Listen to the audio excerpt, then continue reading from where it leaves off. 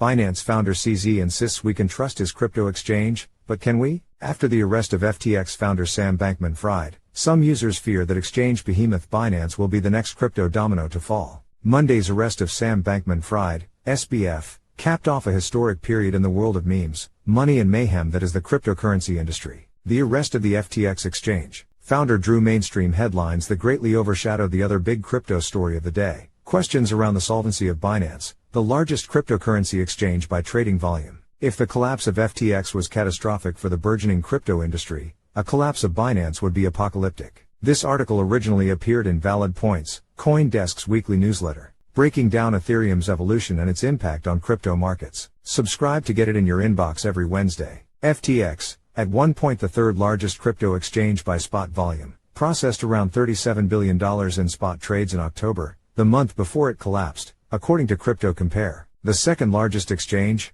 Coinbase, processed $47 billion that month. Meanwhile, Binance's spot trading volume in October totaled a whopping $390 billion.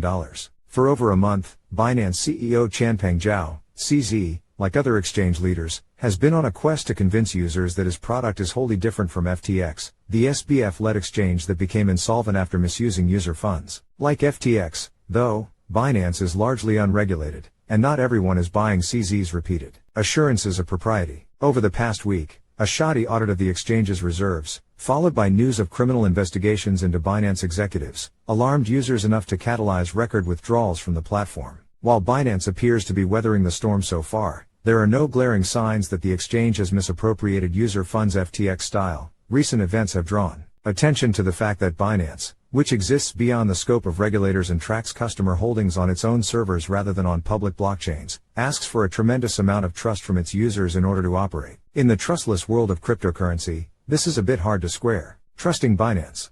The biggest players in crypto are centralized exchanges, platforms like FTX, Coinbase, Kraken and Binance, that take direct custody of user cryptocurrency, rather than leave tokens in a user's own blockchain wallet, in order to facilitate trades. After investors were burned by FTX, the largest crypto exchange to collapse after abusing the trust of its depositors, people have grown wary of trusting other, similarly centralized platforms. But not all cryptocurrency exchanges that custody user funds have earned the same degree of skepticism. Unlike US-regulated exchanges like Coinbase and Kraken, Binance, like FTX, operates in a sort of regulatory gray area. The firm was originally founded in China but left the country in 2017 just before its government banned cryptocurrency trading. Today, Binance deliberately obfuscates where it is headquartered. While there are jurisdiction-specific versions of Binance, like Binance US, which operate independently from the main Binance platform, the main, largely unregulated version of Binance is the biggest by far. Binance US doesn't even rank among the top 10 crypto exchanges by spot trading volume. Coinbase, Kraken, Binance US and other jurisdiction-specific Binance platforms make routine accounting disclosures and face strict oversight from regulators. The main Binance platform, however, isn't subject to the same regulatory scrutiny as its peers. As such, it can offer relatively low fees along with products that it would be unable to run in the US and many other countries, like sophisticated derivative contracts and margin trading facilities that allow users to borrow money in order to make bigger, riskier bets. As a consequence of Binance's regulation dodging, though, the platform's users need to trust Binance's word on whether their money is where it purports to be. Record withdrawals. Fears of a Binance insolvency reached a fever pitch over the weekend after a much-derided proof of reserves report from the exchange failed to convince onlookers that it was fully collateralizing assets behind the scenes. Widespread skepticism towards the report, which users criticized for its lack of thoroughness and selective disclosures, sparked record outflows from Binance, with investors pulling nearly $1 billion from the exchange in a period of just 24 hours over the weekend. Money continued to pour out of the exchange on Monday after a report from Reuters detailed a U.S. Department of Justice investigation into Binance, one of several ongoing probes into the firm from global law enforcement agencies. According to Reuters, federal prosecutors are weighing whether to charge Binance executives, including CZ, with money laundering violations. News of Binance's legal troubles opened the floodgates even wider. Users were soon criticizing Binance for everything from its ability to change the ledger of its decentralized BNB blockchain, to the solvency of bridged versions of BUST, Binance's stablecoin. Binance FUD, meaning fear, uncertainty and doubt, briefly trended on Twitter. The USDC pause.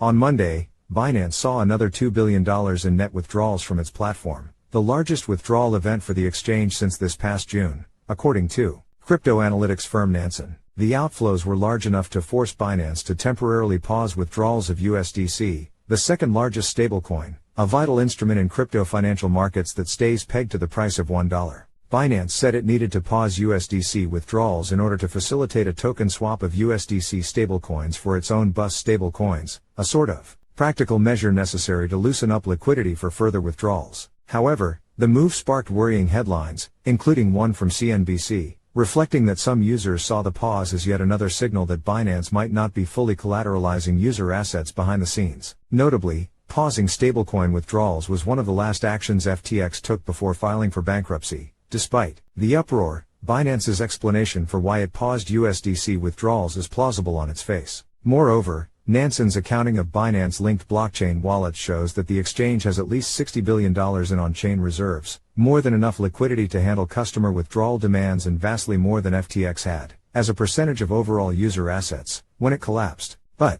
without a full accounting of Binance's assets and liabilities, the exchange's health is impossible to judge definitively. Why should Binance be trusted? Despite Binance's opaqueness, users continue to rely on the platform. The largest crypto exchange offers users the ability to trade more kinds of tokens, with higher liquidity and lower fees, than virtually any other platform, centralized or decentralized. It also offers strategies that are inaccessible, in many jurisdictions, to anyone other than licensed investors. But the fact that Binance is the only shop in town for certain trading activities isn't the only reason why some investors continue to trust CZ with their money. Wave Financial CEO David Seymour told CoinDesk that while he is wary of all centralized exchange platforms, he is relatively unconcerned that Binance will face FTX-type insolvency. For one thing, says Seymour, Binance was founded in 2017 and simply has a longer track record than FTX, which was founded in 2019. Seymour also noted that Binance has been relatively conservative in terms of the features it offers users, at least compared to FTX. From a functionality standpoint, said Seymour, Binance rolls things out that are pretty tried and true. FTX, says Seymour, partially failed because it advertised a high-tech, but error-prone, cross-margining system. In essence, the system was supposed to allow a user to take multiple separate positions against a single pool of collateral. If one of a user's bets went bust, the whole pool was subject to liquidation, meaning the FTX exchange would have automatically claimed the user's collateral. In Seymour's experience, this system didn't always work as advertised. Users were sometimes able to make big bets that weren't auto-liquidated when they should have been, meaning investors might have lost the exchanges, and, it seems, other users, money on bets that they should have lost. Unlike FTX, Binance doesn't allow a lot of crazy, weird margining. Features like cross-margining, said Seymour. And then, says Seymour, there's the fact that Binance doesn't have an Alameda. Alameda Research was the SBF-linked trading firm that collapsed after it apparently invested, and lost, funds belonging to FTX users. Because FTX had Alameda, said Seymour, both sides were able to just kind of prop each other up for a long time. While it's technically possible that Binance is using or loaning out user funds behind the scenes, the firm is apparently under investigation for money laundering. There's no sister firm like Alameda to which Binance would have obviously funneled money. The importance of PR. While one can find some differences between Binance and FTX, it's impossible to know what's really going on at Binance behind the scenes. CZ, for his part, seems acutely aware of the fact that his exchange will live or die based on the trust of its users. Amid all the FUD, the Binance founder, at one point more of a behind-the-scenes operator, has become uncharacteristically active on social media in recent months as the market has soured and the FTX debacle has continued to unfold. In between tweets defending Binance, CZ has also found time to joke around with his followers, and he recently retweeted a tweet from 2019 in which he explained that he was a normal guy, nothing fancy, and aimed to seek and provide positive energy. In this way, one finds a striking similarity between CZ and SBF, his one-time nemesis. Both founders realize that in a world of centralization and lax regulations, perception is everything.